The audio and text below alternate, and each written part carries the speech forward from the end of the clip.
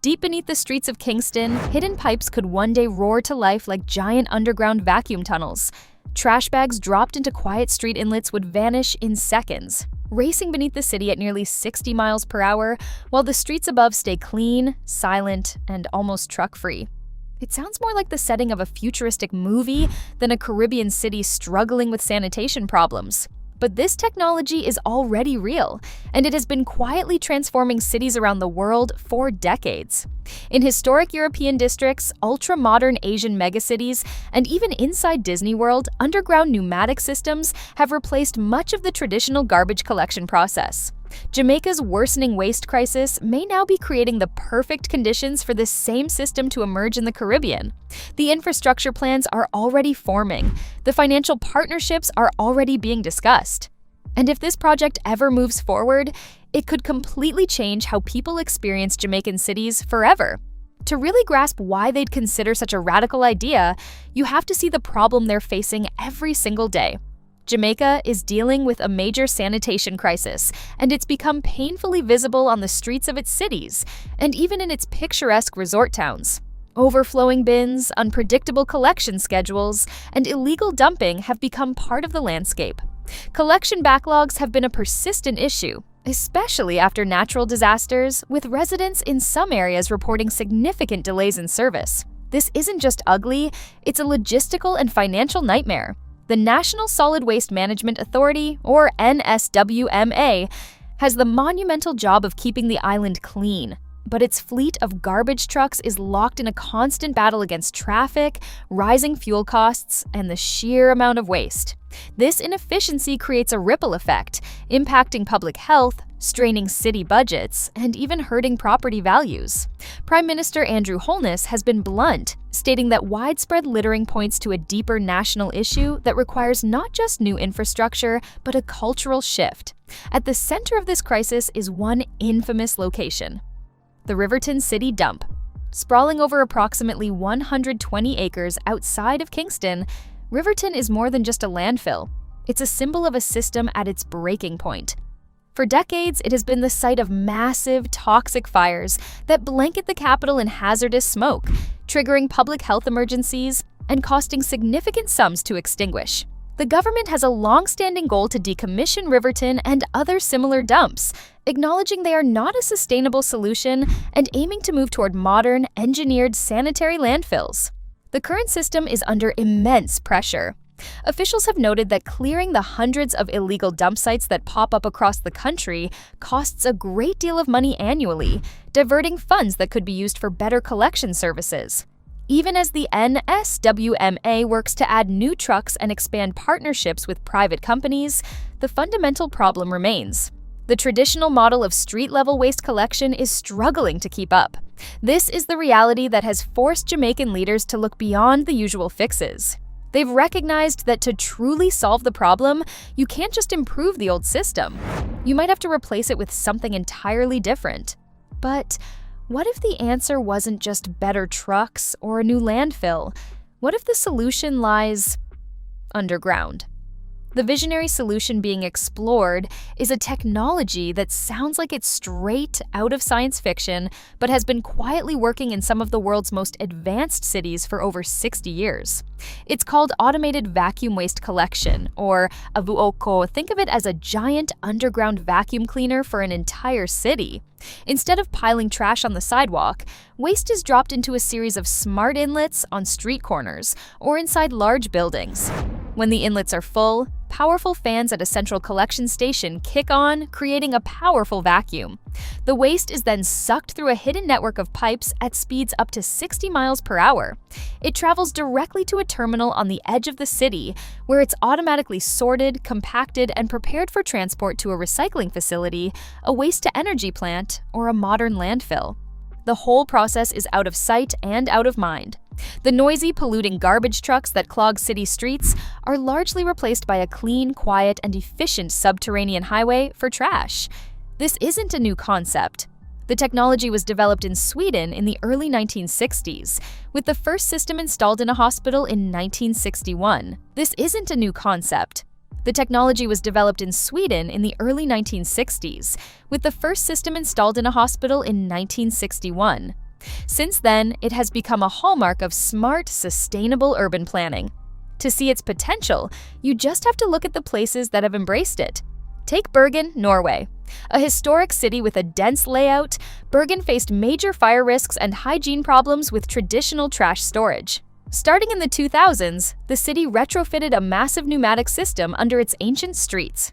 Today, it serves over 30,000 residents, drastically reducing truck traffic and improving public health. It proved that even historically sensitive environments can be modernized with this technology. Now, look at the other side of the world, in new, master-planned cities like Singapore, Seoul, and Dubai. Pneumatic waste systems are built into the foundational infrastructure, as essential as water and power. These systems can be designed for maximum efficiency, capable of operating around the clock with minimal human intervention.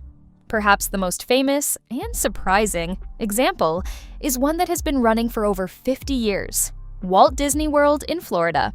To maintain its famously pristine image, Disney built one of the first large-scale pneumatic systems in the US in the early 1970s.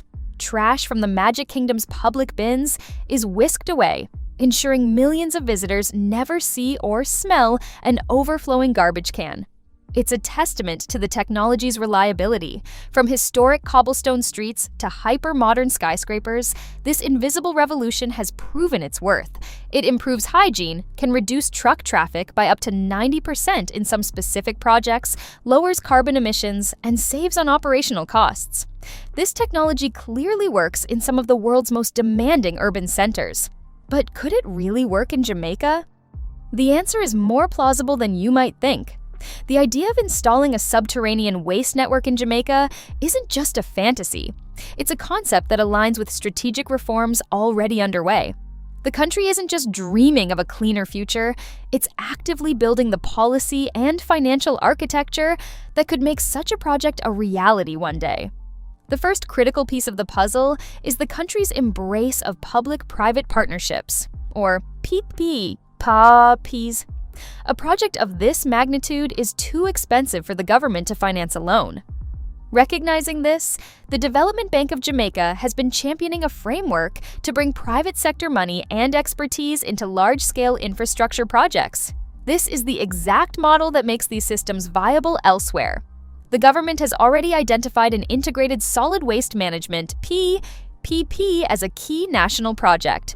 This initiative aims to privatize aspects of waste collection and develop new waste processing facilities. The goal, as stated by Prime Minister Holness and other officials, is for the NSWMA to shift from being an operator to a regulator. This shift could create an opening for a private company to build, finance, and operate a subterranean network. The second key development is Jamaica's push toward modern waste disposal. A vacuum network is only one part of the equation. You need a sustainable place for the waste to go. For years, Jamaica has been exploring waste-to-energy technology as a solution for both its garbage problem and its energy needs. Recent government plans confirm a strategic move in this direction, with proposals for waste-to-energy plants to be built, also under a PPP model. A subterranean network would be the perfect feeder system for such a plant, delivering a consistent stream of fuel. Finally, this vision aligns with Jamaica's long-term national development plan, Vision 2030. This plan calls for sustainable urban development and a healthy natural environment, all things an automated waste system supports.